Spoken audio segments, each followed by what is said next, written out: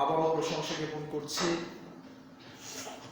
শুধুমাত্র মহিয়ান বলিয়ান সেই মহান ইজ্জতের সন্তুষ্টি অর্জনের নিমিত্তে যিনি আমাদেরকে সুস্থ সবল রেখে পৃথিবীর যাবতীয় কর্ম থেকে অবসর করে একমাত্র তারই বিধান জুমার সালাত আদায় করার জন্য মসজিদে উপস্থিত হওয়ার সুযোগ করে দিয়েছেন। সে আল্লাহ পাক রব্বুল আলামিনের সন্তুষ্টির জন্য আমরা সকলে বলি আলহামদুলিল্লাহ। সালাত ও সালাম অসংখ্য অজস্র শান্তির ধারা বর্ষিত হোক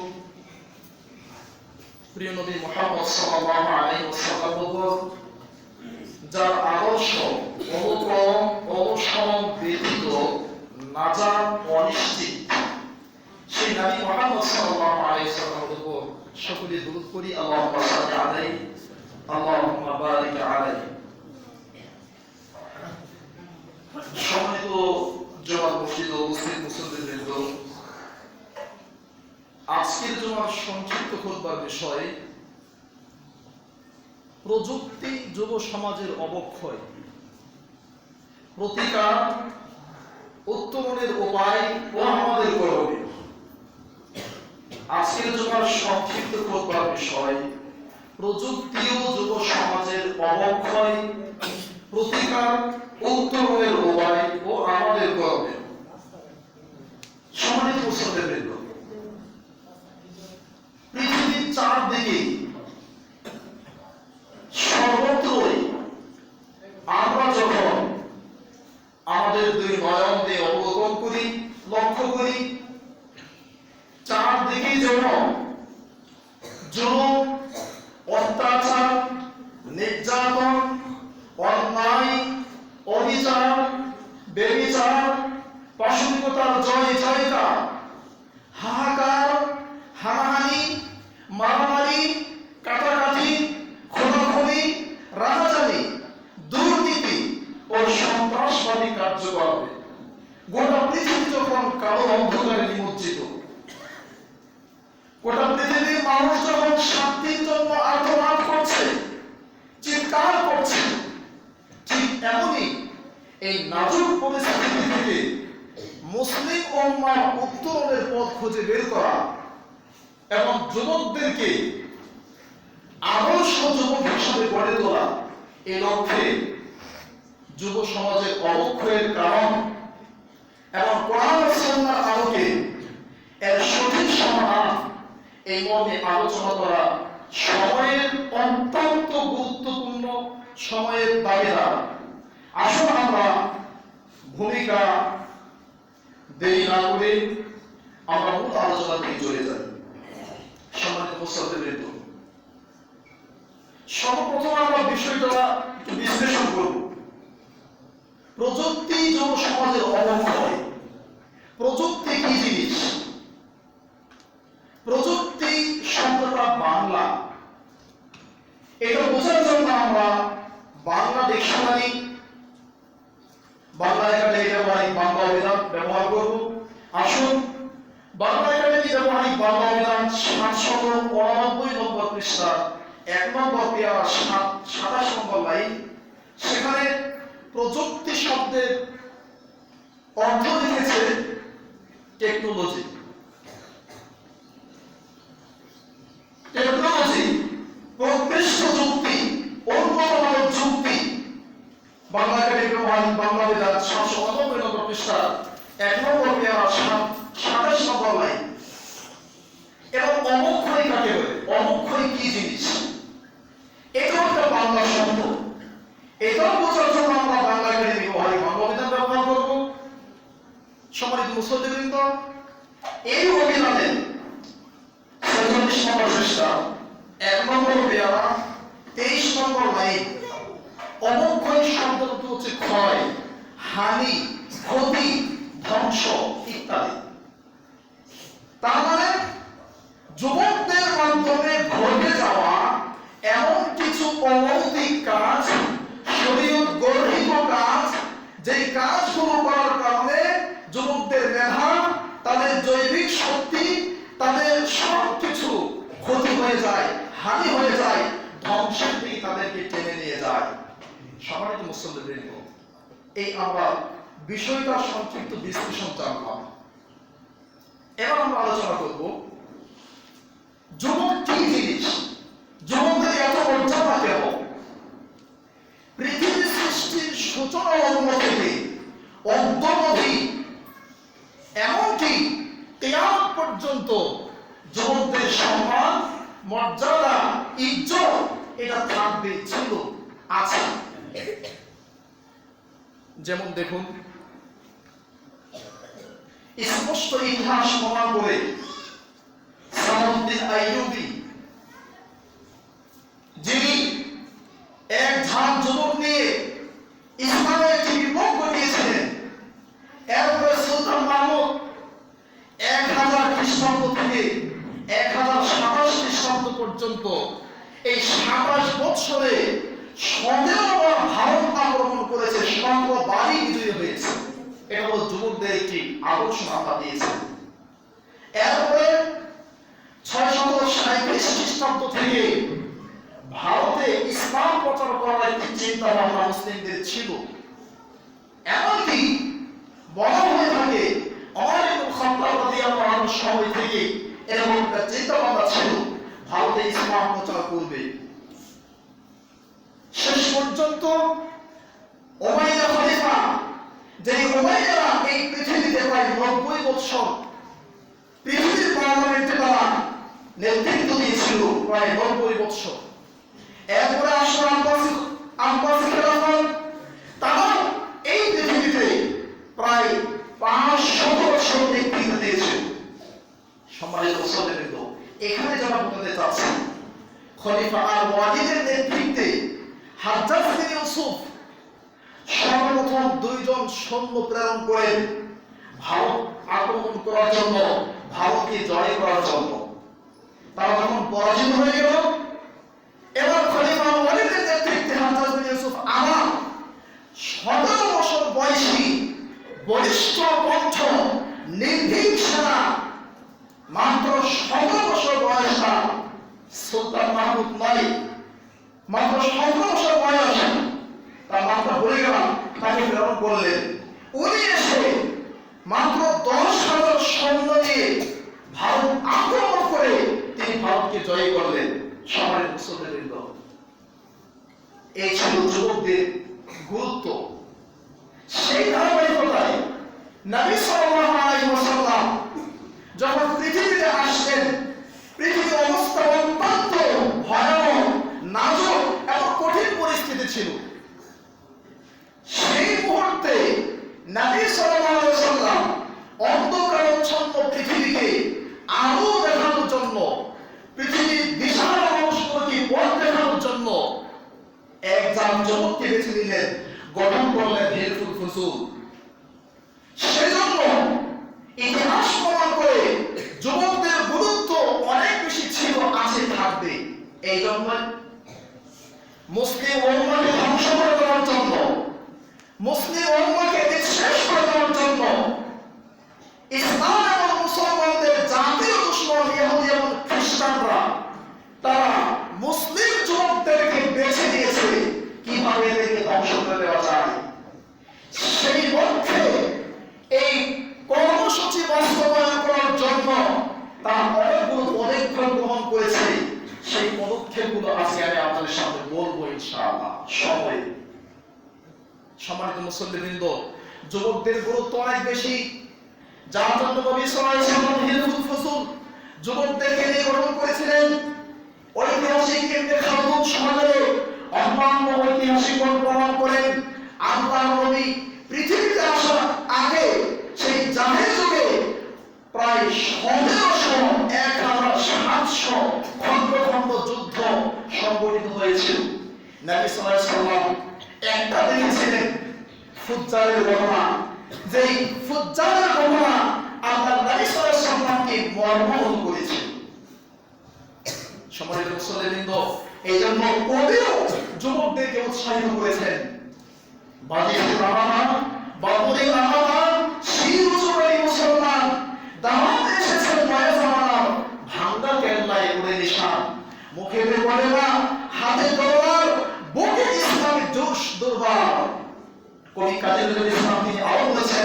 দুর্গম গিরি কান্তার মরু দুস্তর পাহাড় লঙ্ঘিত হবে রাত্রি এসেছে যাত্রীরা হুঁশিয়ার। এই সবগুলো কবিতার উদ্দেশ্য যুবকদেরকে আরো সতেজ করে তোলা, যুবকদেরকে আরো সক্রিয় করা। সম্মানিত মুসল্লিবৃন্দ, কিন্তু young generation is backbone for nation. মেরুদণ্ড যুব সমাজ, প্রত্যেকটা জাতি মেরুদণ্ড। যদি কেউ কোনো জাতিকে ধ্বংস করতে চায়, নিঃশেষ করে দিতে চায়, পৃথিবীর মুখ থেকে মানচিত্র থেকে যদি কোনো জাতিকে মুছে দিতে চায়, তাহলে তারা যেন সেই জাতির যুবকদেরকে সিলেক্ট করে। আর আজকে তাই করা হচ্ছে। সম্মানিত মুসল্লিবৃন্দ, যুবকদের অধঃপতনের অনেক বড় কারণ, তার মধ্যে অন্যতম একটি কারণ হচ্ছে তাদের লক্ষ্য উদ্দেশ্য, এই লাইফ, টার্গেট অফ লাইফ, এটা তাদের ঠিক নাই। একটি সন্তান যখন ভূপৃষ্ঠে আগমন করবে, পিতা মাতার উদ্দেশ্য হবে সন্তানকে কি বানাতে যাচ্ছে, সন্তান কি হবে, তার জীবনে কি হবে, এই টার্গেট অফ লাইফ, এই লাইফ ঠিক করে নেওয়া। সন্তানকে ঠিক করতে হবে, মাতা পিতাকেও ঠিক করতে হবে, কারণ every man has an aim in life. সব মানুষের জীবনে একটি লক্ষ্য উদ্দেশ্য আছে। A man without an aim in life is like a boat without a rudder. যার জীবনের লক্ষ্য উদ্দেশ্য নাই, তার দৃষ্টান্ত হচ্ছে ওই নৌকার মতো, যে নৌকা সমুদ্রে অথবা নদীতে চলে, তার কোনো বয়েছা নেই, যখন তখন বিপদগ্রস্ত হয়ে যেতে পারে। কেন? তার লক্ষ্য উদ্দেশ্য ঠিক নেই। অনুরূপভাবে যেই যুবকের লাইফ কিভাবে চালাবে, তার লক্ষ্য উদ্দেশ্য এটা ঠিক নাই, সেও যখন তখন বিপদগ্রস্ত হয়ে যেতে পারে। এই জন্য সর্বপ্রথম যুবকদের, যুব সমাজের অবক্ষয়ের এক নম্বর কারণ, অবক্ষয় প্রতিরোধ করার এক নম্বর মাধ্যম হচ্ছে টার্গেট অফ লাইফ, জীবনের লক্ষ্য উদ্দেশ্য ঠিক করা। এই বিষয়ে ইসলাম অনেক গুরুত্ব দিয়েছে। প্রসিদ্ধ হাদিস আমরা সকলে জানেন, ইন্নামাল আমালু বিন্নিয়াত, সকল কাজ নিয়তের উপর নির্ভর করে। আল্লাহ কোরআনে বলেছেন, সূরা বাইরা 30 পারা 19 নম্বর পৃষ্ঠা, সূরা বাইরা 5 নম্বর আয়াত, ওয়া মা উমিরু ইল্লা লিয়াবুদুল্লাহ মুখলিসিনা লাহুদ্দিন। আল্লাহ রাব্বুল আলামিন মানুষকে আদেশ করেছেন ইখলাসের সাথে একনিষ্ঠভাবে তার ইবাদত করার জন্য। সম্মানিত মুসল্লিবৃন্দ, সন্তান প্রতিপালন করা, সন্তানকে শিক্ষা দেওয়া, সন্তানের জীবন নিয়ে ভাবা, এটাও একটা ইবাদত, এটাও একটা ইবাদত। কারণ নবী সাল্লাল্লাহু আলাইহি ওয়াসাল্লাম বলছেন, লিআন্না আওলাদাকা কাসবুকা, তোমার সন্তান তোমার উপার্জন। সন্তান যদি উপার্জন হয়, তাহলে এই সন্তান আপনার সম্পদ, এই সম্পদকে আপনি কিভাবে ব্যয় করবেন, এটা আপনাকে ভাবতে হবে। এটাকে কিভাবে ব্যবহার করবেন। এক নম্বর উদ্দেশ্য হচ্ছে যুব সমাজের অবক্ষয় রোধ করতে, প্রতিরোধ করার জন্য এক নম্বর পদক্ষেপ হবে ছোটবেলায় আপনার সন্তানের জন্য তার জীবনের লক্ষ্য উদ্দেশ্য ঠিক করে নেওয়া। দুই নম্বর অবক্ষয়ের দ্বিতীয় নম্বর কারণ হচ্ছে পাশ্চাত্য শিক্ষা ব্যবস্থা। পাশ্চাত্য শিক্ষা ব্যবস্থা আজকে আমাদের যুবকদের চরিত্র, যুবকদের মেধা, যুবকদের ভবিষ্যৎ পরিকল্পনাকে কলুষিত করছে। পাশ্চাত্য শিক্ষা হচ্ছে ওই শিক্ষা, যেই শিক্ষায় শিক্ষিত হওয়ার পরে ওপেনলি পিস্তল ইউজ করে মানুষ হত্যা করা যায়। পাশ্চাত্যের শিক্ষা হচ্ছে ওই শিক্ষা, যেই শিক্ষা অর্জন করার পরেও উস্তাদের সামনে দাঁড়িয়ে পেশাব করা যায়। পাশ্চাত্যের শিক্ষা হচ্ছে ওই শিক্ষা, যেই শিক্ষা গ্রহণ করার পরেও একজন যুবক আল্লাহর নবী মুহাম্মদ সাল্লাল্লাহু আলাইহি ওয়াসাল্লামের চিরন্তন সত্য একটি সুন্নাহ, ওয়াজিব পর্যায়ের একটি বিধান, এই দাড়িকে সপ্তাহে 3 দিন সকালবেলা কাটতে সে বঞ্চিত হয় না, তার কষ্ট হয় না, তার লজ্জা হয় না, তার কোনো অনুভূতি কাজ করে না। এটা হলো পাশ্চাত্যের শিক্ষা। আমি বলছিলাম আপনার ছেলেকে ডাক্তার, ইঞ্জিনিয়ার, বানাবেন না এই কথা বলছি না।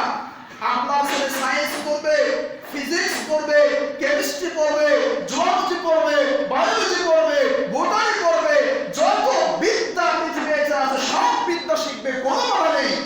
তবে সব শিক্ষা থেকে অহির বিদ্যা, চিরন্তন সত্য বিদ্যা, শাশ্বত বাণী, সেই বাণী আপনার সন্তানের কলিজার টুকরো সন্তানের কলিজায় দিয়ে দিতে হবে। তাহলে তার বাকি জীবন চলা, তার জীবন চলাটা খুব সহজ হয়ে যাবে। কোরআন সুন্নাহর জ্ঞান শিক্ষা না দিয়ে পৃথিবীর সবচেয়ে মহা জ্ঞানী বলালেও সে আদর্শ মানুষ হতে পারবে না। সে শিক্ষিত হতে, তবে আদর্শ শিক্ষিত নয়। সম্মানিত মুসল্লিবৃন্দ, সেই জন্য সর্বপ্রথম আমাদের পরিচালকরা সন্তানকে কোরআন সুন্নাহর জ্ঞান শিক্ষা দিতে হবে।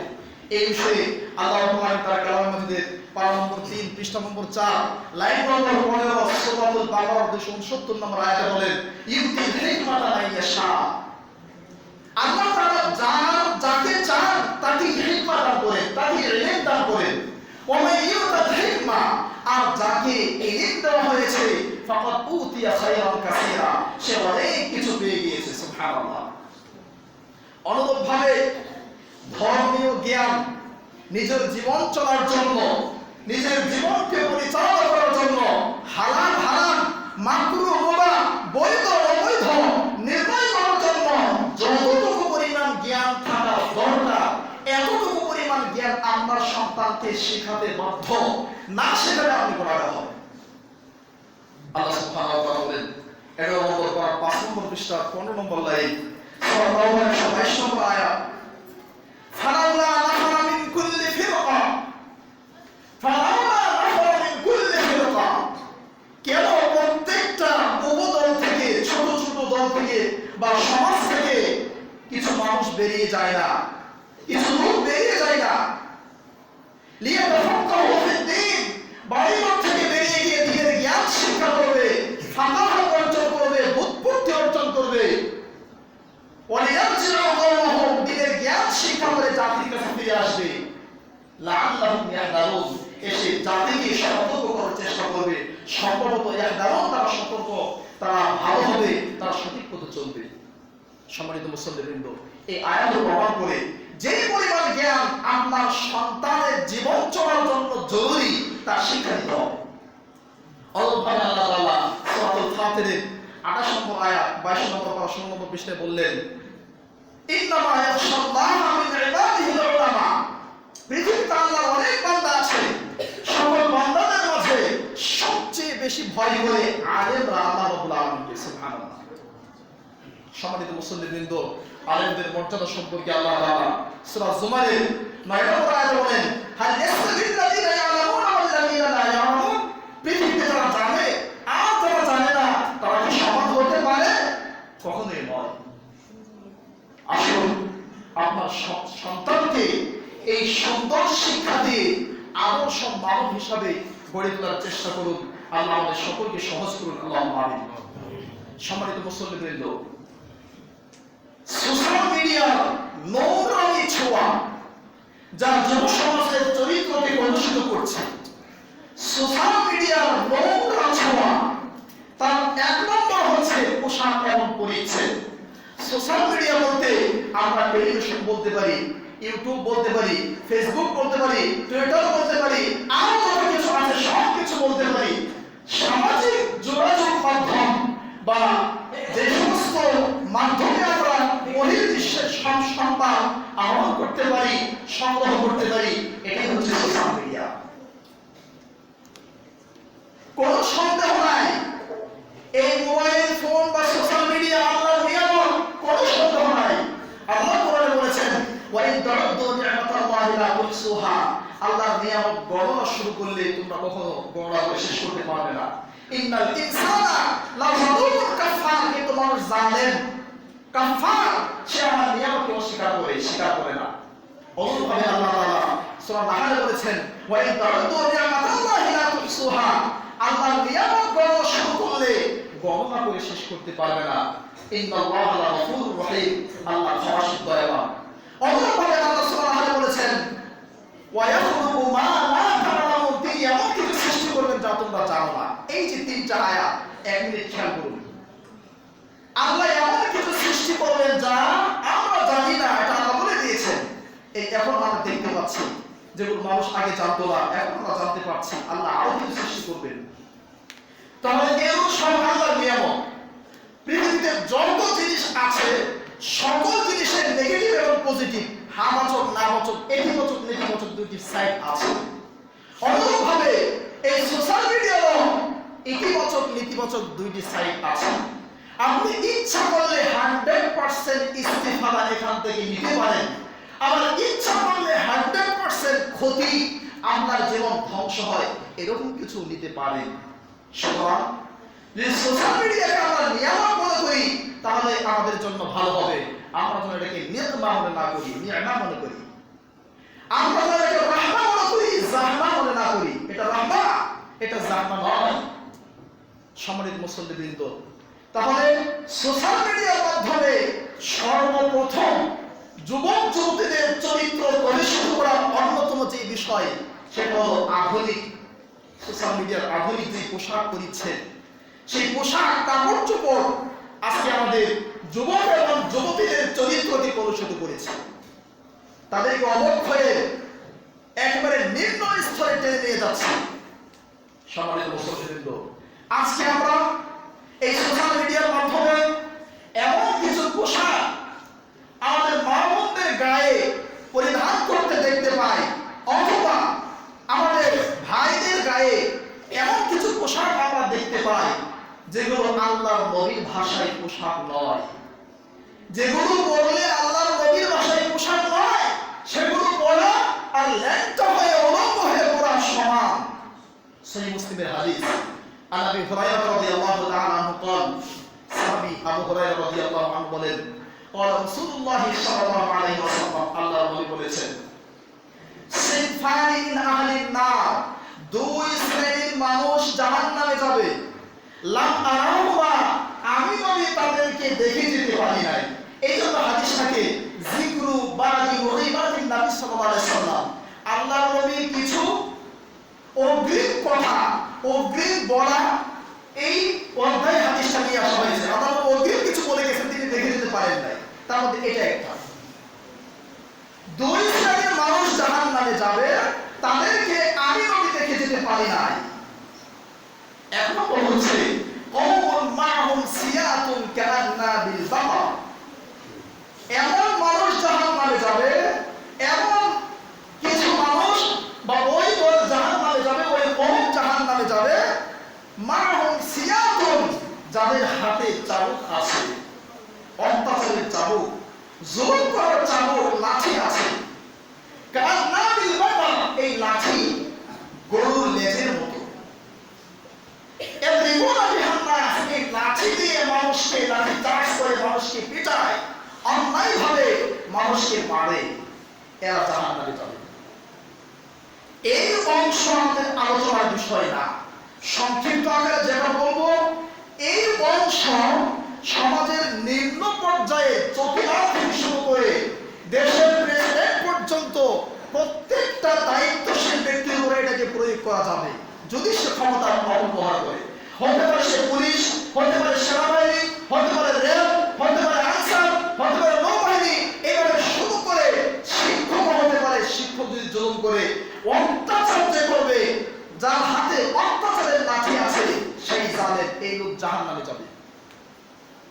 সম্মানিত মুসল্লিবৃন্দ, নবী সাল্লাল্লাহু আলাইহি ওয়াসাল্লাম বললেন, ওয়ানিসাউন, ওই নারীরা জাহান্নামে যাবে, কাসিয়াতুন, যারা কাপড় পরিধানকারী, কাপড় পরিধান করে, আরিয়াতুন, কাপড় পরিধান করার পরেও তাদেরকে অঙ্গ দেখা যায়, তাদেরকে অন্ধ দেখা যায়, তাদেরকে ল্যাংটা দেখা যায়, মুমিনাতুন, তারা নিজেরা পুরুষের দিকে আকৃষ্ট হয়, মুমিনাতুন, তারা অন্যকে আকৃষ্ট করে নিজেদের দিকে, মাইনাতুন, তারা নিজেরা আকৃষ্ট হয়, লা ইয়াদখুলুনাল জান্নাহ, এই নারীরা জান্নাতে যাবে না, ওয়ালা ইয়াজিদনা রিহাহা, জান্নাতে যাওয়ার প্রশ্নই তো আসে না, কিন্তু জান্নাতের সুঘ্রাণ পর্যন্ত এরা পাবে না। ওয়া ইন্না রিহাহা লাতুজাউ মিন মাসিরাতি কাদা ওয়া কাদা। অথচ জান্নাতের এই সুঘ্রাণ কাছে থেকে আরেকজন পাপী ব্যক্তি পাবে, কিন্তু এই পাপী মহিলা পাবে না। সম্মানিত মুসল্লিবৃন্দ, তাহলে সোশ্যাল মিডিয়ার মাধ্যমে পাশ্চাত্য সংস্কৃতি চর্চা করে আমাদের মা এবং বোনরা যে পোশাককে তাদের গায়ে জড়িয়েছে, এটাকেই সংস্কৃতির সভ্যতা মনে করছে এবং মনে করছে আমি একজন সভ্যতা সম্পন্ন মেয়ে এবং ছেলে। আসলেও আল্লাহ নবীর ভাষায় সে উলঙ্গ, তাকে কাপড় পরিধান করা হয়েছে এমন কথা বলা হয়নি। সম্মানিত মুসল্লিবৃন্দ, আল্লাহ রাসূল সাল্লাল্লাহু আলাইহি ওয়াসাল্লাম বললেন, তিনি 2 নম্বর খণ্ডের হাদিস, রাসূল সাল্লাল্লাহু আলাইহি ওয়াসাল্লাম বললেন, মহিলারা যখন রাস্তা দিয়ে হাঁটবে তখন তারা রাস্তার এক পাশ দিয়ে যাবে, রাস্তার মধ্যস্থান দিয়ে সে হাঁটবে না। অনুরূপভাবে নবী সাল্লাল্লাহু আলাইহি ওয়াসাল্লাম বলেছেন, পুরুষের আতর, পুরুষের সুগন্ধি পুরুষ যেটা ব্যবহার করবে সেখান থেকে সুঘ্রাণ আসবে, কিন্তু সেখান থেকে ওটার কোনো আসল প্রভাব দেখা যাবে না।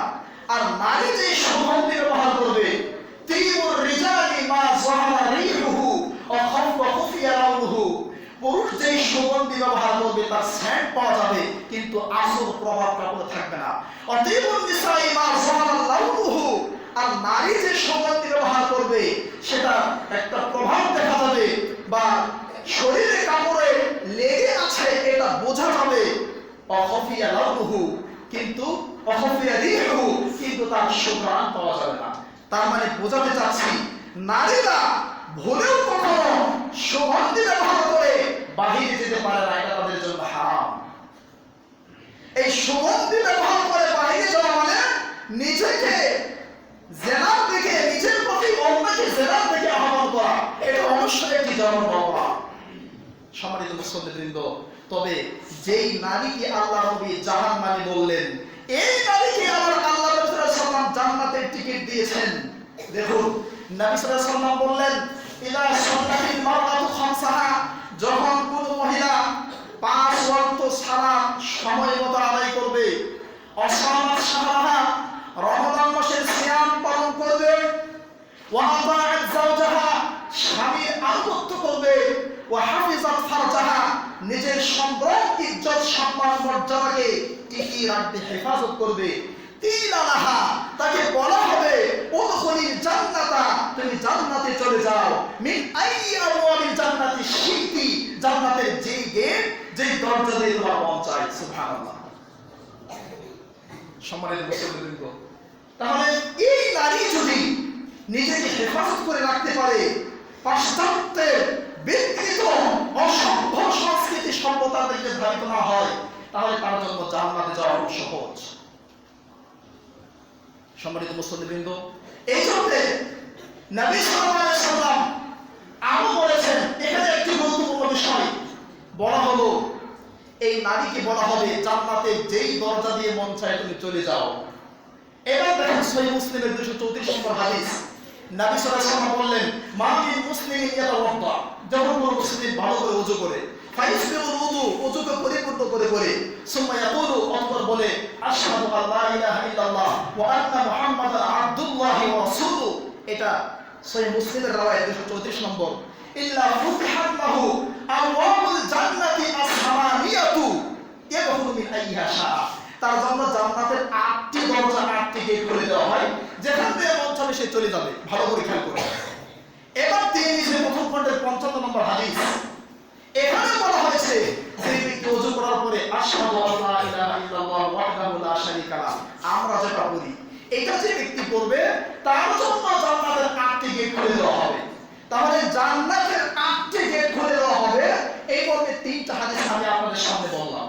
এবার দেখেন সহিহ বুখারী 896 নম্বর হাদিস, সাহাবা বিন সাদ রাদিয়াল্লাহু আনহু বলেন, ইন্না ফিল জান্নাতি বাবান, নিশ্চয়ই জান্নাতের একটি ঘর, একটা দরজা আছে, ইউগাদুহু আর-রায়্যানু, যার নাম হচ্ছে রায়্যান নামক দরজা, ইয়াদখুলু মিনহু আস-সাইমুন, সেখান থেকে, সেই দিক থেকে সাইমরাই প্রবেশ করবে, যারা সিয়াম পালন করে তারা প্রবেশ করবে, লা ইয়াদখুলু মিনহু আহাদুন গায়রুহু, সেই দরজা দিয়ে সিয়াম পালনকারী ছাড়া আর কেউ প্রবেশ করতে পারবে না। ফাইদা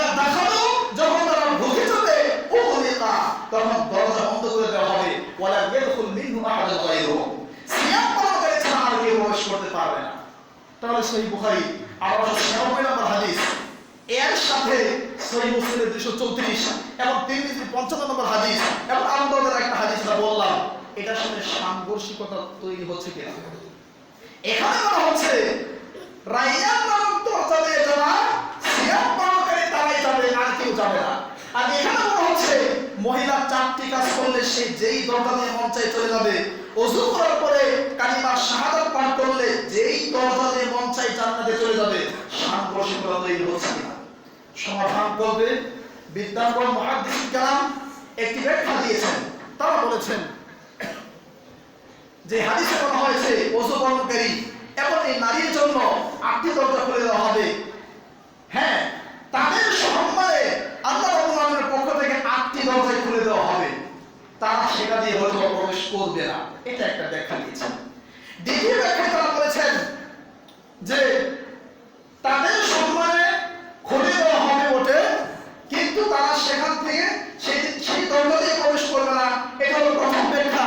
আর দ্বিতীয় ব্যাখ্যা বলা হয়েছে যে যারা ওযু করার পরে কালিমা শাহাদাত পাঠ করে, যারা ওই প্রথম হাদিসটা সালাত পড়বে, রমাদান মাসে সিয়াম পালন করবে, স্বামীর আনুগত্য করবে, লজ্জাস্থান সংরক্ষণ করবে, এই হাদিসে তো সিয়ামের কথা উল্লেখ আছে। বুঝেন ভাই কথা? ওখানে বলবো যারা কালিমা শাহাদাত পাঠ করবে তাদের জন্য জান্নাতের 8টি দরজা খোলা। বুখারী হাদিসে বলবো রায়্যান নামক দরজা দিয়ে শুধু সায়াম দিয়ে প্রবেশ করবে। আবু দাউদের হাদিসে মহিলার যে 4টি বৈশিষ্ট্যের কথা বলা হলো, তার দ্বিতীয় বৈশিষ্ট্য সামাত শাহরাহা, সে রমাদান মাসে সিয়াম পালন করে, সুতরাং তার জন্য 8টি দরজা খোলা হবে। এই হলো দুটি ব্যাখ্যা। প্রথম ব্যাখ্যা সম্মানে খুলে দেওয়া হবে, প্রবেশ করতে পারে নাও করতে পারে। দ্বিতীয় ব্যাখ্যা হচ্ছে তাদের যারা ওই যে মহিলা 4টি কাজ করবে, তার 4টা কাজের মধ্যে দ্বিতীয় কাজটি হচ্ছে রমাদান মাসে সিয়াম পালন করা। সম্মানিত মুসল্লিবৃন্দ, এটা আমার আলোচনার বিষয় নয়, হাদিসের সাথে আসছে তাই বলে দিলাম। এবার আসুন আমরা আলোচনা করব সোশ্যাল মিডিয়ার নোংরামির দ্বিতীয় নম্বর দিক হচ্ছে আমাদের মাথার চুল কাটা। এই যে আমাদের যুবকদের মাথা দিয়ে তাকালে কান্না আসে, হৃদয় ভেঙে পড়ে, এটা কোত্থেকে আসলো? যুবকরা মাথার চুল এবড়া থেবড়া করে এভাবে সেভাবে উঁচু নিচু করে এটা কাটার পদ্ধতি কোত্থেকে শিখলো? কে শেখালো?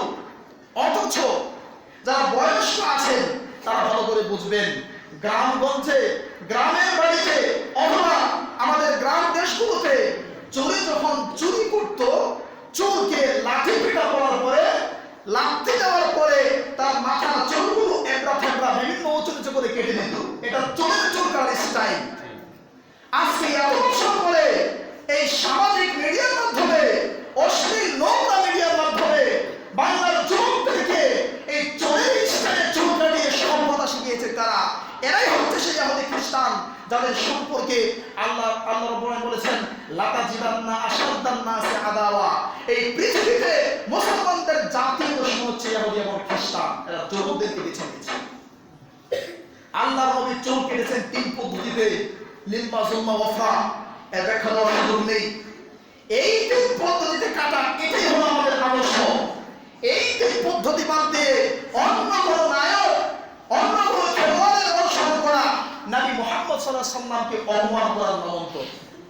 এবার আপনি বলেন, আপনার নবীকে সম্মান জানাবেন, আপনার নবীর আদর্শকে পৃথিবীর সকল বিকৃত আদর্শের উপর সমর্থন দিবেন, আর নাকি নবীর চিরন্তন শাশ্বত আদর্শকে বিকৃত আদর্শের কাছে বিক্রি করবেন? এটা আপনার বিবেচনা। সম্মানিত মুসল্লিবৃন্দ, সামাজিক সোশ্যাল মিডিয়ার অন্যতম নোংরামির 3 নম্বর দিক হচ্ছে টাকনুর নিচে কাপড় পরানো। টাকনুর নিচে কাপড় পরা একটু ভালো করে খেয়াল করবেন, এগুলো প্রসিদ্ধ জিনিস বটে। টাকনুর নিচে কাপড় পরা এটা আল্লাহ রাব্বুল আলামিন রাসূলের মাধ্যমে হারাম ঘোষণা করেছেন। ভালো করে বুঝুন, উলঙ্গ হয়ে চলা এটা যেমন হারাম, টাকনুর নিচে কাপড় পরা এটাও তেমন হারাম। টাকনুর নিচে যে কাপড় পরলো আর উলঙ্গ হয়ে যে চললো, দুজন সমান হারাম কাজ করলো। সুতরাং কেউ যদি, কোন পুরুষ যদি টাকনুর নিচে কাপড় পরতে চায়, আমরা বলবো আপনি টাকনুর নিচে না পরে একবারে খুলে ফেলেন। নাভি থেকে হাত পর্যন্ত পুরুষকে ডেকে রাখতে হবে, এটা ফরজ। টাকনুর উপরে কাপড় পরতে হবে, এটা ফরজ। টাকনুর নিচে পড়া হারাম, নাভি থেকে টাকনু পর্যন্ত খুলে রাখা হারাম। সুতরাং একটা হারাম কাজ যখন আপনি করলেন, আরেকটা হারাম কাজ আপনার দ্বারা করা সম্ভব। এখানে আমি যেটা বলতে চাচ্ছি, পুরুষেরা টাকনুর উপরে পড়বে, এটাই হচ্ছে নবীর সুন্নাহ, নবীর বিধান, ফরজ বিধান। আর মহিলারা টাকনুর নিচে পড়ে সতর দেখে রাখবে, এটাই হচ্ছে নবীর চিরন্তন সত্য এবং সত্য বিধান। এই বিধানকে বিকৃত করে নারীরা এখন টাকনুর উপরে পড়ে আর পুরুষ এখন টাকনুর নিচে পড়ে, অবশ্যই এটা হারাম কাজ। সহিহ মুসলিম 106 নম্বর হাদিস, আন আবি যার রাদিয়াল্লাহু তাআলা আনহু قال قال رسول الله صلى الله عليه وسلم, নবী সাল্লাল্লাহু আলাইহি ওয়াসাল্লাম বলেছেন, সালাসাতুন লা ইউকাল্লিমুহুমুল্লাহু ইয়াওমাল কিয়ামা, তিন শ্রেণীর মানুষের সাথে কিয়ামতের দিন আল্লাহ বাক্যলাপ করবেন না। ওয়ালা ইউযাক্কিহিম, তাদেরকে পুত পবিত্র করবেন না। ওয়ালা ইয়ানজুরু ইলাইহিম, তাদের দিকে আল্লাহ ভ্রুক্ষেপ করবেন না, তাকাবেন না, লক্ষ্য করবেন না। قال আবু যার, সাহাবী আবু যার বললেন, খাবু ওয়া খাসিরু মা হুম ইয়া রাসূলুল্লাহ, আল্লাহ নবী ধ্বংস হন, তাদের ধ্বংস নিমজ্জ তারা কার একটু বলুন।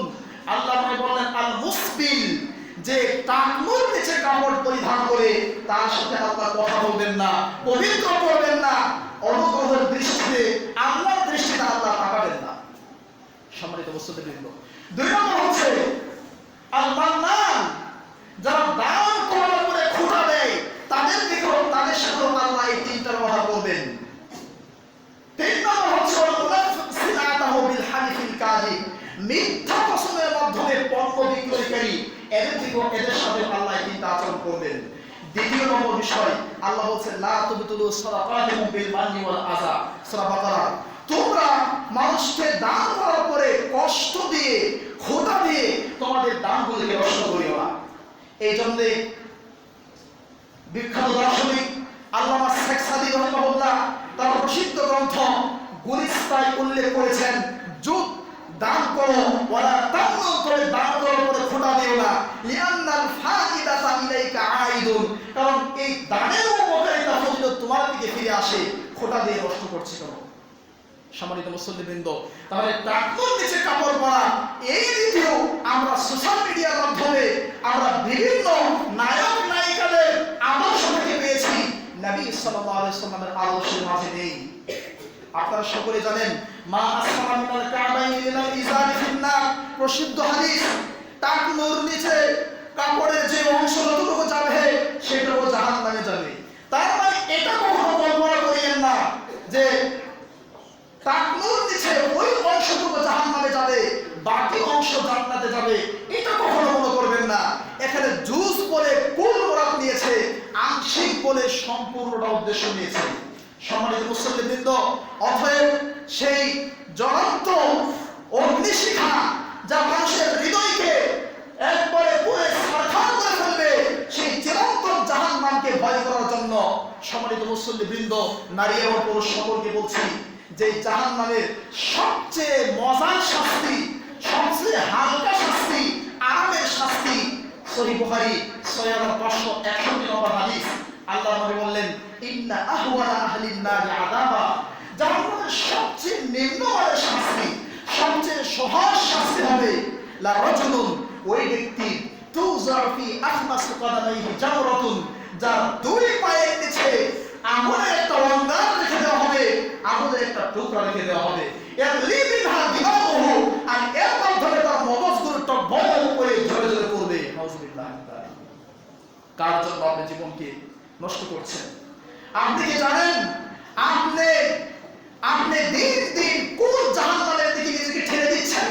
এটা হলো সেই জাহান্নাম, যে জাহান্নাম সম্পর্কে বিশ্বনবী সাল্লাল্লাহু আলাইহি ওয়াসাল্লাম বলেছেন, ইউতা বি জাহান্নাম ইয়াউমাইদিন, কিয়ামতের দিন জাহান্নামকে মানুষের সামনে টেনে টেনে নিয়ে আসা হবে, লাহা সাবউনা আলফা জিমাম, ওই জাহান্নামে থাকবে 70,000 লাগাম।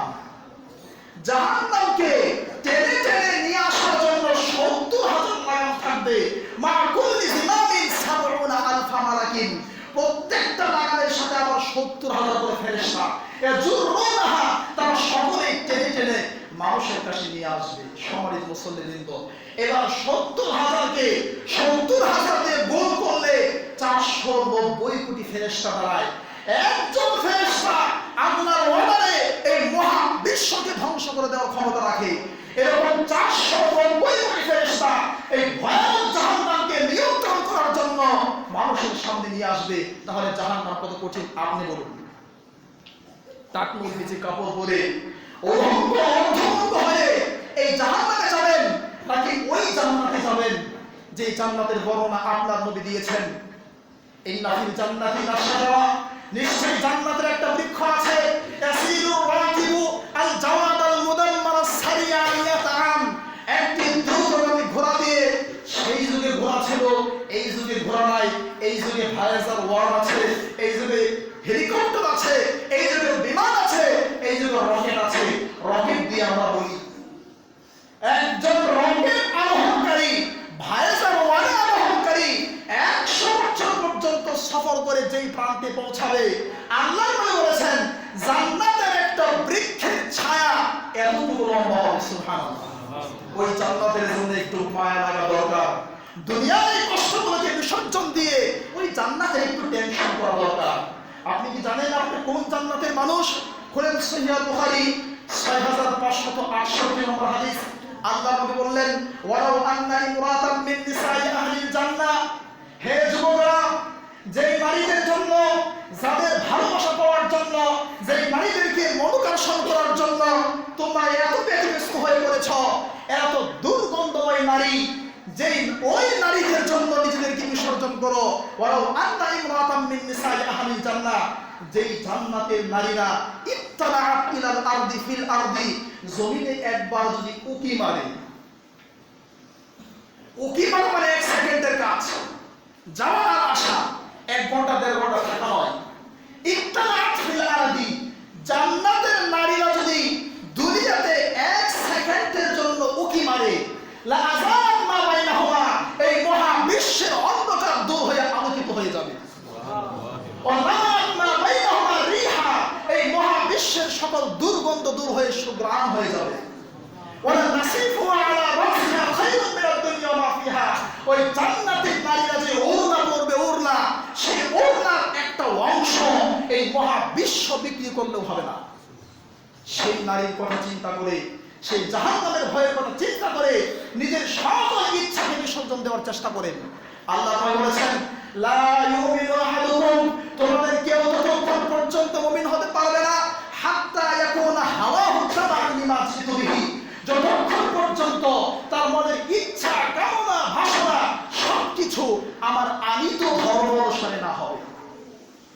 আপনার কোনো ইচ্ছা নাই, সব ইচ্ছা আল্লাহর নবী সাল্লাল্লাহু আলাইহি ওয়াসাল্লামের বিধান মোতাবেক হবে, তাহলে আপনার ইচ্ছা প্রশংসিত, মাহমুদ। আর আপনার ইচ্ছা, আপনার ইবাদত বন্দেগী আল্লাহর নবী সাল্লাল্লাহু আলাইহি ওয়াসাল্লামের প্রদর্শিত পথ অনুসারে না হলে সেটা মাহমুদ নয়, সেটা মাযমুম ইচ্ছা, সেটা নিন্দিত ইচ্ছা।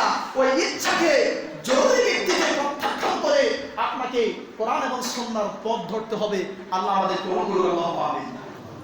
সম্মানিত মুসল্লিবৃন্দ, এই অশ্লীল মিডিয়া এর অন্যতম আরেকটি দিক হলো আজকে যুবকদেরকে নেশাদার দ্রব্য সেবনে উৎসাহিত করছে। নেশাদার দ্রব্য এমন একটা জিনিস যা মানুষের মেধা, মানুষের ব্রেনকে কলুষিত করে, মানুষের ব্রেনকে নষ্ট করে একজন সুস্থ বিবেক সম্পন্ন মানুষকে পাগলের পর্যায়ে নিয়ে যায়। আজকে এই নেশাদার দ্রব্য কারা হাতে উঠিয়ে দিল? এই নেশাদার দ্রব্য যুবকের হাতে কে উঠিয়ে দিল?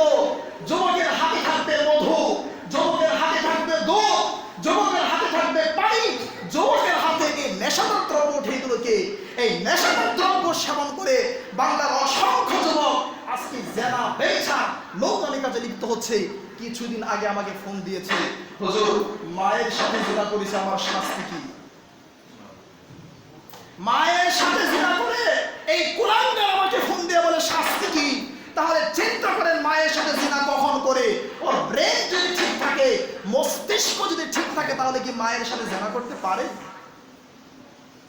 সম্মানিত মুসল্লিবৃন্দ, এটাই হচ্ছে কুপ্রভাব। নবী সাল্লাল্লাহু আলাইহি ওয়াসাল্লাম বলেছেন, কুল্লু মুসকিরিন খামরুন, যা নেশা সৃষ্টি করে তাই মদ। অকুল্লু খামরিন হারামুন, মদ মানে হারাম, বিড়ি হারাম, সিগারেট হারাম, হিরোইন হারাম, জর্দা হারাম, আফিম হারাম, গুল হারাম, যা কিছু আছে নেশা সৃষ্টি করে সব হারাম। কে বলছে আপনাকে হারাম? রাসূল সাল্লাল্লাহু আলাইহি ওয়াসাল্লাম বলেন, সহিহ মুসলিমের হাদিস, মান শারিবাল খামরা, যে ব্যক্তি খমর পান করলো মানে বিড়ি, সিগারেট, হিরোইন, আফিম, জর্দা, গুল এরা যারা পান করলো, লাম তুকবাল্লাহু 40 সাবাহান, 40 দিন পর্যন্ত তাদের সালাত নাই, সালাত কবুল হবে না।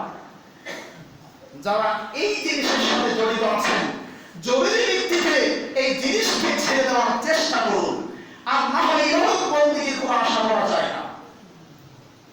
অনুরূপভাবে আল্লাহর নবী সাল্লাল্লাহু আলাইহি ওয়াসাল্লাম 10 শ্রেণীর মানুষকে অভিশাপ করেছেন। তার মধ্যে একটা হলো যারা নেশাদার দ্রব্য বিক্রি করে, যারা কিনে তারাও। আপনার দোকানের মধ্যে 200 আইটেমের জিনিস আছে, 201 নম্বর আইটেম যদি বিড়ি, সিগারেট, হিরোইন, আফিম, জর্দা হয়, আল্লাহর কসম করে বলতে পারি আপনি আল্লাহর অভিশাপের মধ্যে আছেন। ব্যবসায় বরকত হবে না, বন্দেগী করে কবুল হবে না, সন্তান সম্মান করবে না, সন্তানের হাতে হত্যাহত হবে। অতএব এই নেশাদার দ্রব্য সম্পর্কে কথা দীর্ঘ নয়, সকলকে জানা।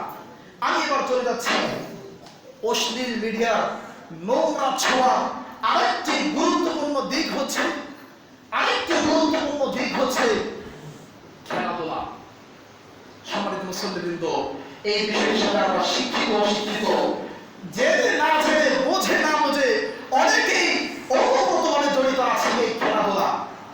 সবার জেনে রাখা ভালো হবে, মিডিয়াতে, টিভিতে অথবা অনলাইনে যে খেলাগুলো সম্প্রচার হয়, ক্রিকেট খেলা বলেন, ফুটবল খেলা বলেন, হকি খেলা বলেন, যে কোনো প্রকারের খেলা, হার জিত আছে, কাপড় ঠিক নাই, এমন সকল খেলা হারাম, একেবারে হারাম। একাধিক দলিল, আল কোরআন 6 নম্বর পারা 16 নম্বর পৃষ্ঠা 1 নম্বর লাইন, সূরা মায়েদার 50 নম্বর আয়াত, সূরা মায়েদার 51 নম্বর আয়াত, 57 নম্বর আয়াত এবং সূরা মায়েদার 69 নম্বর আয়াত, এরপরে সূরাতুল মুফতাহিনার 1 নম্বর আয়াত। বলতে গেলে সময় লাগবে, আয়াত নম্বরগুলো জেনে রাখেন। এই আয়াতগুলোতে প্রমাণ হয় এগুলো হারাম। একটা আয়াত বলি, আল্লাহ বলেন, লা তাত্তাখিযুল ইয়াহুদা ওয়ান নাসারা আউলিয়া, ইহুদি এবং নাসারাদেরকে বন্ধু হিসেবে গ্রহণ করো না। বা'দুহুম আউলিয়া বা'দ, তারাই তাদের বন্ধু। ওয়া মান ইয়াতাওয়াল্লাহুম মিনকুম ফাইন্নাহু মিনহুম, তোমাদের মধ্যে যারা তাদেরকে বন্ধু হিসেবে গ্রহণ করবে তারা তাদের অন্তর্ভুক্ত। রাসূল সাল্লাল্লাহু আলাইহি ওয়াসাল্লাম বললেন, মান তাশাব্বাহা বিকওমিন ফাহুয়া মিনহুম, যারা বা যে জাতি, যে গোষ্ঠী অন্য কোনো জাতির সাথে, অন্য কোনো গোষ্ঠীর সাথে সম্পর্ক রাখে, ফাহুয়া মিনহুম, তারা তাদেরই অন্তর্ভুক্ত। এবার আপনি বলেন, ওই টিভির পর্দায় অনলাইনে বসে যারা খেলা দেখে তারা কি তাদেরকে ভালোবাসে না? অবশ্যই ভালোবাসে। তাদের ভালোবাসায় আত্মহত্যা দেয়, তাদের ভালোবাসায় জীবনকে উৎসর্গ করে, জীবন বিসর্জন দেয়, টাকা বাজি করে, এটাই প্রমাণ করে তারা তাদেরকে ভালোবাসে। যে তাদেরকে ভালোবাসে থাকে কোনো সন্দেহ নাই, এটা হারাম। সম্মানিত মুসল্লিবৃন্দ, আমি ছোট মানুষ, আমার কথা বলতে নিবেন না, আমার কথা নেওয়ার দরকার নাই, কোরআন থেকে দিলাম। এবার একজন মহাপণ্ডিত এবং বিদ্যা মুহাম্মদ বিন আব্দুল ওয়াহ্হাব রাহিমাহুল্লাহ তার শারহু সালাসাতিল উসুল ওয়া আদিল্লাতিহা ওয়াল কওয়াইদুল আরবাঈ এই গ্রন্থের 16 নম্বর পৃষ্ঠা 2 নম্বর পেয়ারার 3 নম্বর লাইনে উল্লেখ করেছেন, ওয়াজুবুল বারাআতি মিনাশ শিরকি ওয়া আহলিহি, মুসলিম উম্মাহকে শিরক থেকে এবং যারা শিরক করে তাদের থেকে মুক্ত হওয়া ওয়াজিব। পদ্ধতি 3টা, বিল কলবি ওয়া বিল লিসানি ওয়া বিল জাওয়ারিহ। অন্তর দিয়ে শিরক হয়, জবান দিয়ে শিরক হয়, অঙ্গ প্রত্যঙ্গ দিয়ে শিরক হয়। যেমন অন্তরের শিরক কি? তিনি বলেন, বিআন তুবিউল কুফারা, কাফেরদেরকে ঘৃণা করতে হবে, ওয়া ইহতিফালাতিহিম, এবং তাদের মাহফিলে যাওয়া যাবে না, ওয়া আয়াতিহিম, এবং তাদের ঈদ উৎসব যাওয়া যাবে না। তাদের উৎসবকে ভালোবাসা, যাওয়ার কথা বলে উৎসবকে ভালোবাসা, অনুষ্ঠানকে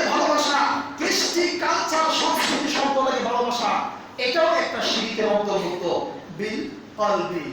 2 নম্বর হচ্ছে বিল লিসান, এই জবান দিয়ে স্বীকার করতে হবে, জবান দিয়ে ঘোষণা করতে হবে ইন্নানি বারাইউম মিম্মা তা'বুদুন, তোমরা যা করো তা থেকে আমি মুক্ত। যেমন আল্লাহর নবী বলেছেন, আল্লাহ বলতে বলেছেন আল কোরআন নম্বর 11 পৃষ্ঠা নম্বর 12 লাইন নম্বর 15 সূরা ইউনূস, আল্লাহ নবী বলেছেন, আল্লাহ তাকে বলতে বলেছেন আনতুম বারাইউনা মিম্মা আমাল, আমি যে আমল করি সেই আমল থেকে তোমরা মুক্ত। ওয়া আনা বারাইউন, আমি মুক্ত মিম্মা তা'মালুন, তোমরা যে আমল করো তা থেকে। আল্লাহ বলেছেন কুল ইয়া আইয়ুহাল কাফিরুন, হে নবী আপনি বলে দেন হে কাফেররা, লা আ'বুদু মা তা'বুদুন, তোমরা যে দেব দেবী লাত মানাত উজ্জা হুবল এগুলো দাসত্ব করো, আমি নবী তাদের করি না। এটা মুখকে শিরক থেকে মুক্ত করার উপায়। সম্মানিত মুসলিমবৃন্দ, অঙ্গ প্রত্যঙ্গকে শিরক থেকে মুক্ত করার উপায় সম্পর্কে মুহাম্মদ বিন আব্দুল ওয়াহ্হাব রাহিমাহুল্লাহ বলেন ওয়া আদামু মুশারাকাতিহিম, অংশগ্রহণ না করা ফি আয়াদিহিম, তাদের অনুষ্ঠানে, অতউসিহিম, তাদের আচার অনুষ্ঠানে। আগে তো হলো অংশগ্রহণ যারা করে তাদেরকে ঘৃণা করা অন্তর দিয়ে। এবার খেলাধুলা বলেন, ক্রিকেট খেলা বলেন, ফুটবল খেলা বলেন, হকি খেলা বলেন, এই সমস্ত খেলায় যদি সশরীরে আপনি অংশগ্রহণ করেন, এটা আপনি বিল জাওয়ারিহ, অঙ্গ প্রত্যঙ্গকে শিরক থেকে মুক্ত করলেন, আপনি করতে পারলেন না। সম্মানিত মুসলিমবৃন্দ, এবার বলেন এই ইহুদি এবং খ্রিস্টানরা খেলে তারা, মজা নেই তারা, আনন্দ নেই তারা, অর্থ উপার্জন করে তারা, হারাম কাজ করে তারা, জাহান্নামে যাবে তারা, মাঝখানে আপনাকে জাহান্নামে নিয়ে যাচ্ছে, কোনো লাভ নাই, শুধু আপনি দেখেই মজা পেলেন। রাসূল সাল্লাল্লাহু আলাইহি ওয়াসাল্লাম বলেছেন ইলতামিউ খামসান ক্বাবলা খামসিন, 5টি সময় আসার আগে অপর 5টি সময়কে মূল্যায়ন করো। শাবাবাকা ক্বাবলা হারামিকা, বার্ধক্যে উপনীত হওয়ার আগে তোমার যৌবনকালকে গরিবন মনে করো। অসিহহাতাকা ক্বাবলা সামমিকা, অসুস্থ হওয়ার পূর্বে, রোগে আক্রান্ত হওয়ার পূর্বে সুস্থ আছো এটাকে মূল্যায়ন করো। অফারামাকা ক্বাবলা শুগলিকা, অবসর আছো, কোনো কাজ নেই, ব্যস্ততা নেই, এটাকে তুমি কাজে লাগাও। ও হায়াতাকা ক্বাবলা মাউতিকা, এখনো জীবিত আছো, মরে যাওনি, সুতরাং এই সময়টাকে মূল্যায়ন করো। সম্মানিত মুসলিমবৃন্দ, আল্লাহ রাব্বুল আলামিন বলেছেন ফাইদা ফারাগতা ফানসাব, সময় পেলেই ইবাদতে ব্যস্ত হয়ে যাও। আর আমরা সময় পেলেই কথাবার্তা, গীবত, পরনিন্দা, দুশ্চর্চা এবং খেলাধুলা, অবৈধ কর্মে লিপ্ত হয়ে যায়। এটা আমাদের জন্য বাঞ্ছনীয় নয়, এটা প্রত্যাশিত বিষয় নয়, এটা আশাব্যঞ্জক ছিল না, এটা আপনার কাছে প্রত্যাশিত নয়। আপনি মুমিন হওয়ার পরে এই সমস্ত কাজ আপনি কি করে করেন তা আমাদের বিশ্বাস হয় না। সম্মানিত মুসলিমবৃন্দ, সময়কে মূল্যায়ন করতে হবে। রাসূল সাল্লাল্লাহু আলাইহি ওয়াসাল্লাম আরো বলেছেন, সহিহ বুখারীর 660 নম্বর হাদিস, যে যুবকরা অন্যায় কর্মে লিপ্ত হবে না, অন্যায় কর্মে লিপ্ত হবে না, সময় নষ্ট করবে না। রাজুলুন দাআতহু ইমরাতুন দাআত মানসিবিন ওয়া জামালিন, ওই পুরুষ, যেই পুরুষকে সুন্দর বংশী পর্যন্ত সম্পন্ন একজন নারী জেনার জন্য ডাকে, ফাকালা ইন্নী আখাফুল্লাহ, বলে আমি তোমার সাথে নাই, আল্লাহকে ভয় করি, এই ব্যক্তি আরশের ছায়ায় আশ্রয় পাবে। সবাইকে মূল্যায়ন করতে হবে। আল্লাহ রাসূল সাল্লাল্লাহু আলাইহি ওয়াসাল্লাম বললেন নি'মাতানি মাগবুনুন ফি কাসীরিন মিনান নাস, দুটি নিয়ামত মানুষের মাঝে সবচেয়ে অবহেলিত, কোনো মর্যাদা নেই, মূল্য নেই মানুষের কাছে। আসিহাতু ওয়াল ফারাগু, সুস্থতা এবং অবসরতা, এটাকে মানুষ মূল্যায়ন করে না। আল্লাহ রাসূল সাল্লাল্লাহু আলাইহি ওয়াসাল্লাম বলেছেন ইয়াহরুমু ইবনু আদম, আদম সন্তান বৃদ্ধ হয়ে যায়, আদম সন্তানের বয়স শেষ হয়ে যায়। ওয়াশিবু মিনহু ইসলাম, কিন্তু তার মধ্যে দুটি জিনিস যুবক থেকে যায়। কেমন কথা! আদম সন্তান বৃদ্ধ হয়ে যায়, কিন্তু দুইটা জিনিস তার মধ্যে যুবক থেকে যায়। এবার আল্লাহ বললেন ইয়াহরুমু আল হিরস আলাল মাল, এক নম্বর হচ্ছে মালের প্রতি লোভ, যত বৃদ্ধ হোক ধন সম্পদের লোভ ছাড়বে না, জীবন দিয়ে দিবে টাকার জন্য। ওয়াল হিরস আলাল উমর, আরেকটা হলো আর কিছুদিন বেঁচে থাকতে পারতাম, বেঁচে থাকা, জীবনকে মূল্যায়ন করার পর সে এই রূপে থাকে। জীবনকে আপনি মূল্যায়ন হয়ে থাকেন, our life is very short but has many works to do, জীবন সংক্ষিপ্ত, অল্প সময়, ইদা জা আজালুহুম ফালা ইস্তাখিরুনা সাআ, একটু মুহূর্ত, অল্প সময়, ক্ষণিকের সময় আপনাকে দেওয়া হবে না। তাহলে কেন, কি করে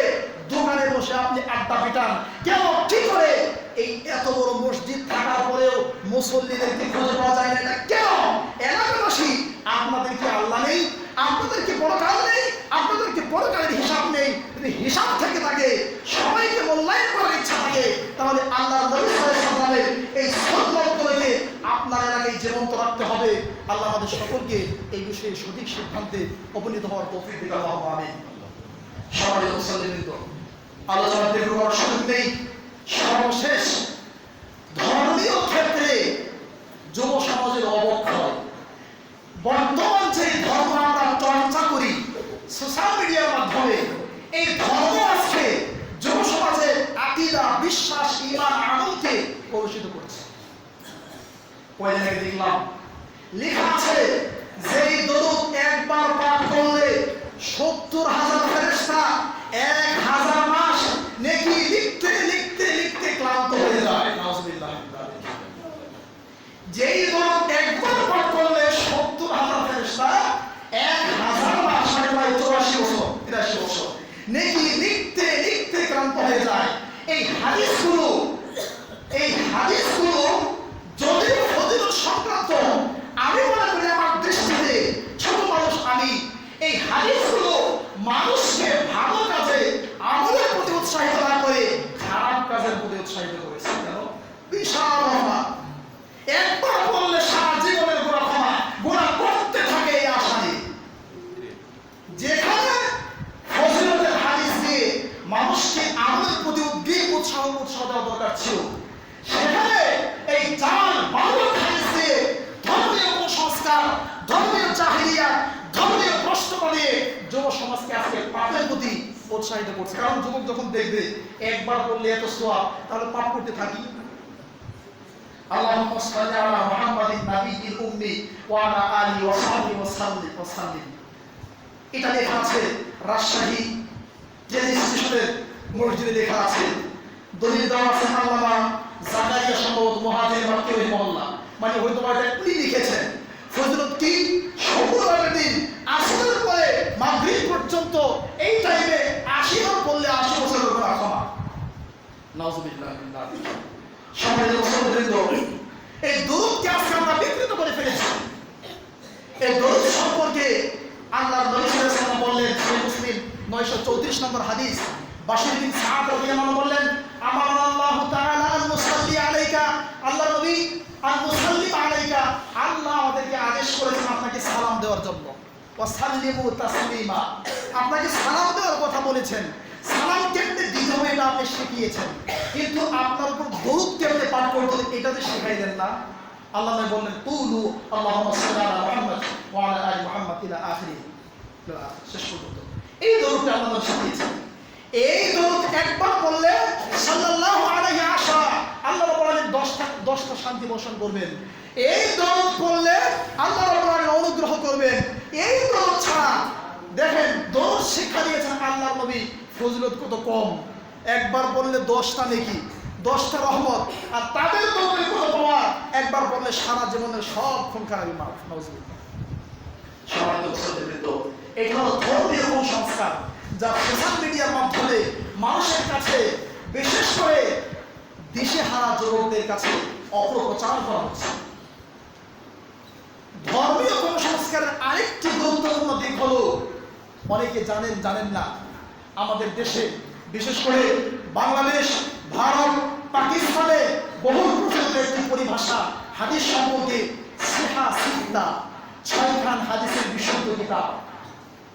এটা সহিহ আকীদা যারা, তারা আমরা এটাকে পার্থক্য করতে পারি বুখারী মুসলিম সহিহ, কিন্তু এটাকে ইস্যু করে আমাদের তথাকথিত মাযহাবী বাইরের মাদ্রাসাগুলোতে আজকে যুবকদেরকে যেভাবে দিন শেখানো হচ্ছে এবং বলা হচ্ছে এই 6 কিতাবের সব হাদিস সহিহ, এটা যেন যুবকদের আকীদা এবং আমলের উপর একটি কুপ্রভাব বিস্তার করা হচ্ছে। কিভাবে? সম্মানিত মুসলিমবৃন্দ, সহিহ বুখারী, সহিহ মুসলিম, এই দুটা সহিহ কারো কোনো দ্বিমত নাই। মুহাদ্দিসিনে কেরাম এক বাক্যে বলেছেন, আসাহুল কুতুব বা'দা কিতাবিল্লাহি তাআলা সহিহুল বুখারী। আল্লাহর আসমানের নিচে জমিনের উপরে মহাগ্রন্থ আল কোরআন মাজিদের পরে সবচেয়ে বিশুদ্ধ কিতাব হলো সহিহ বুখারী, এরপরে সহিহ মুসলিম। কিন্তু আবু দাউদ, তিরমিজি, নাসাই ইবনে মাজাহে এমন অসংখ্য হাদিস আছে যেগুলো জান, যঈফ, মাওযু, মুস্তারাক, মুনকাতি, মুরসাল অসংখ্য রায়ে এসেছে। যেমন দেখেন আবু দাউদ রাহিমাহুল্লাহ বুকে নাভির নিচে হাত ধরার হাদিসটা বর্ণনা করেছেন। বর্ণনা করার তিনি বলেছেন হাদা হাদিসুন মুখতাসারুন মিন হাদিসিন তাওয়ীলিন ওয়া লাইসা হুয়া বিসহিহ। এই যে নাভির নিচে হাত ধরার যে হাদিসটা নিয়ে আসলাম, এই হাদিসটা একটা দীর্ঘ হাদিসের অংশ বিশেষ। ওয়া লাইসা হুয়া বিসহিহ, এটা সহিহ নয়। ইমাম আবু দাউদ নিজেই বলেছেন সহিহ না। এখন বাচ্চাদেরকে শেখানো হচ্ছে সহিহ, তাহলে আপনি বলেন সঠিক ধর্ম কি করে পাবেন? এরপর আসেন তিরমিজি। ইমাম তিরমিজির একটা বৈশিষ্ট্য হাযা হাদিসুন সহিহুন, হাযা হাদিসুন গরীবুন, হাযা হাদিসুন হাসানুন, এভাবে বলা। আরেকটা বৈশিষ্ট্য হাযা হাদিসুন সহিহুন হাসানুন গরীবুন মিন হাযাল ওয়াজহ। এই হাদিসটা এই সনদে সহিহ, এই হাদিসটা এই সনদে হাসান, এই হাদিসটা এই সনদে এই কয়েকজন রাবীর কারণে গরীব। আবার তিনি বলেছেন হাযা হাদিসুন মুনকারুন, হাদিসটা মুনকার, হাযা হাদিসুন দাঈফুন, হাদিসটা দাঈফ। এভাবে ইমাম তিরমিজি অসংখ্য বলেছেন। তার সংখ্যা কত? বিশিষ্ট বিদ্বান আল্লামা নাসিরউদ্দিন আলবানী রাহিমাহুল্লাহর বর্ণনায় এই চার কিতাবে আবু দাউদের মধ্যে 1054টি ত্রুটিযুক্ত হাদিস আছে। শুধুমাত্র আবু দাউদে 1054টি ত্রুটিযুক্ত হাদিস আছে। তিরমিজিতে 832টি ত্রুটিযুক্ত হাদিস আছে। নাসাইতে 390টি ত্রুটিযুক্ত হাদিস আছে। ইবনে মাজাহে 876টি ত্রুটিযুক্ত হাদিস আছে। শুধুমাত্র এই চার কিতাবে 3152টি জাল, যঈফ, মাওযু, মুনকার বিভিন্ন ত্রুটিযুক্ত হাদিস আছে। কিন্তু সেখানে হচ্ছে সিহা সিদ্ধা সাইকান সহিহ কিতাব, নাউজুবিল্লাহ। এটা হলো ধর্মীয় কুসংস্কার। সম্মানিত মুসলিমবৃন্দ, এই সমস্ত কুসংস্কার থেকে যুব সমাজকে, আগামী প্রজন্মকে আমরা যেন ভালো করে গড়ে তুলতে পারি, একজন যুবককে নির্ভীক সেনা, বলিষ্ঠ কণ্ঠ, কোরআন সুন্নাহর অতন্ত্র প্রহরী হিসাবে আমরা যেন গঠন করতে পারি। একজন যুবকের অহংকার হবে সালাউদ্দিন আইয়ুবের মতো, যুবকের অহংকার হবে মুহাম্মদ বিন কাসিমের মতো, যুবকের অহংকার হবে ইসলামের জাতীয় বীর খালিদ বিন ওয়ালিদের মতো। এইরকম বলিষ্ঠ কণ্ঠ হয়ে কোরআন সুন্নাহের দাওয়াতকে পৃথিবীর প্রত্যন্ত অঞ্চলে পৌঁছানো করতে হলে আমাদেরকে অনেক অনেক কষ্ট স্বীকার করতে হবে।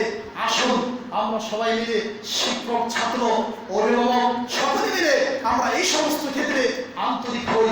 আল্লাহ আমাদের এই আন্তরিকতা কবুল করুন। আল্লাহুম্মা আমিন।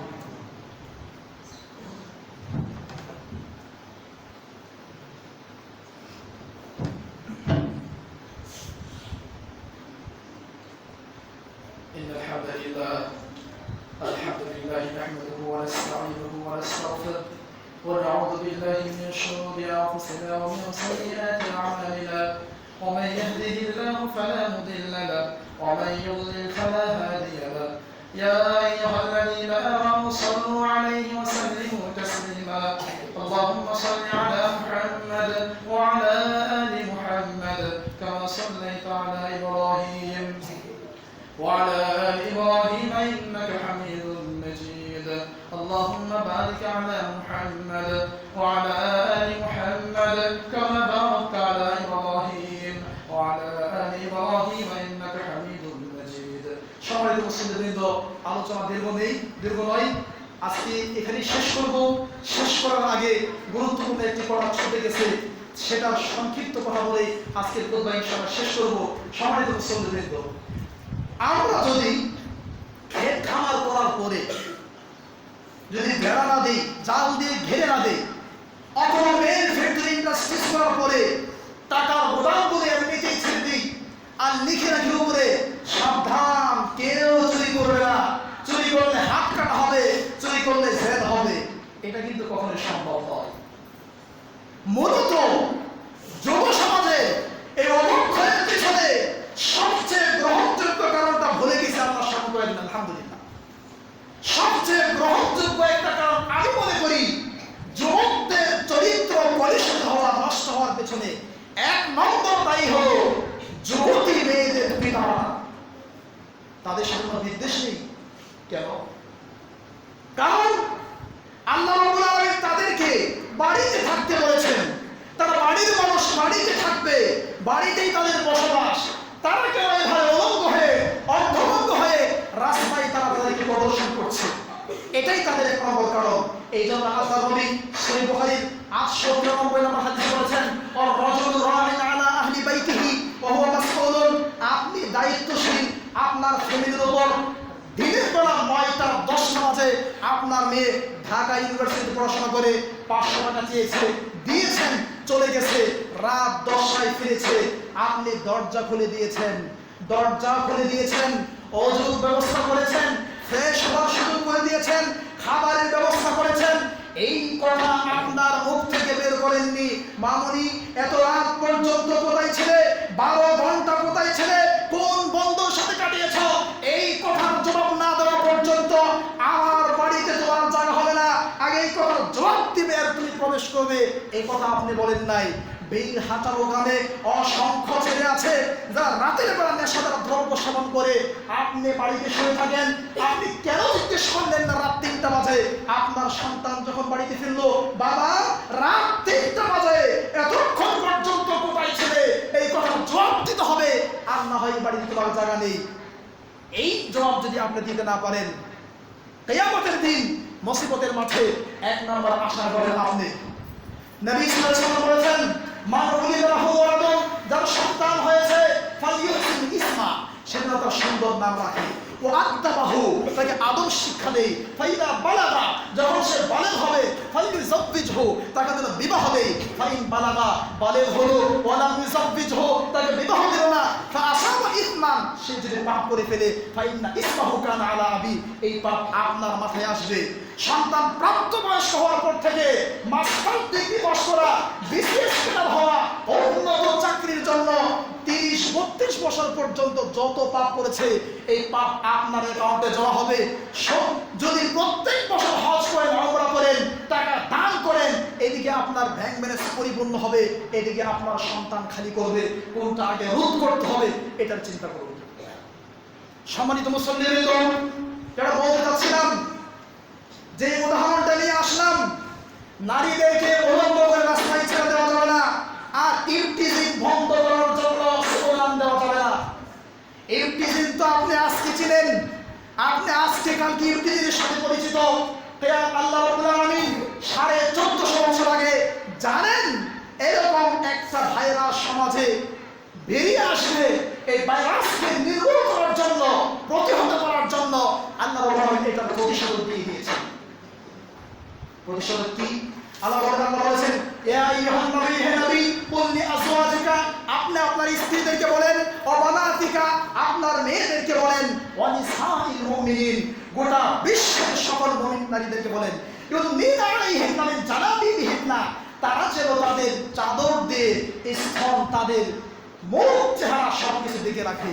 যালিকা আদনা আইয়ুহা, এইভাবেই তাদেরকে চেনা যাবে, ওয়ালা ইউজাইনা, এবং তাদেরকে উত্তক্ত করা হবে না, ইফতিজিং করা হবে না। সম্মানিত মুসলিমবৃন্দ, রাস্তা দিয়ে ল্যাংটা হয়ে যাবে, উলঙ্গ হয়ে যাবে, আর উপরে লেখা থাকবে নট ইউজলি, আমাকে ব্যবহার করা যাবে না, নট টাচলি, আমাকে টাচ করা যাবে না, এই কথা বল চলবে না। আপনি তো সুযোগ করে দিয়েছেন, রাস্তা সরল করে দিয়েছেন, সুতরাং এটা লিখলে আর হবে না, কারণ সে জেনা করবেই। আগে ওই পথ বন্ধ করতে হবে। 1991 সাল থেকে 1994 সাল পর্যন্ত এদেশের একটি উন্নত মানের বিদ্যাপীঠ জাহাঙ্গীরনগর বিশ্ববিদ্যালয়, নাম হলো মানিক, আর পরিচয় দিব না, তার নাম হচ্ছে মানিক, বাড়ি তার বরিশাল, 91 থেকে 94। এই সময়ের ভিতরে এই ছেলেটা নারী ধর্ষণের সেঞ্চুরি করেছে, 100 জন নারীকে ধর্ষণ করেছে। বাংলার মাটিতে 100 জন নারীকে ধর্ষণ করার পরেও নিরাপদে সে বাহিরে চলে গেছে। এই যদি অবস্থা হয়, পার্লামেন্ট কেন, যদি সেই জাতিসংঘের ভিতরে আমরা আইন পাশ করি যে এইগুলো সেগুলো করা যাবে না, ধর্ষণ চলবে না, ইফটিজিং চলবে না, আর যদি বিচার আমরা না করি, বিচার যদি আমাদের না থাকে, আমি জানি না বিচার হয়েছে কিনা, আমি এতটুকু জানি তাই বললাম।